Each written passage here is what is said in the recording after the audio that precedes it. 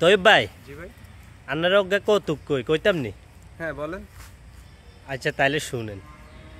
আঙ্গ বাংলাদেশি অজ্ঞা, আর ভারতের অজ্ঞা, আর পাকিস্তানি অজ্ঞা, এরা তিনজনে মিলি কৌতুক করতেও বইছে আর মানে আঙ্গ আঞ্চলিক ভাষায় গফ আরে গফ গপ্প করতে বসছে। হ্যাঁ, যে যার তুমি বেশি গফ ইট্টু আরে আর কি।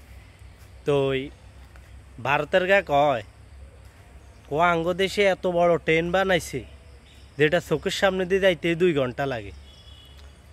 এরপরে পাকিস্তানি গারে কইছে তুই চাই আরে বেডা আঙ্গ দেশে এত বড় ট্রেন বানাইছে চোখের সামনে দিয়ে যাইতে 2 দিন লাগে।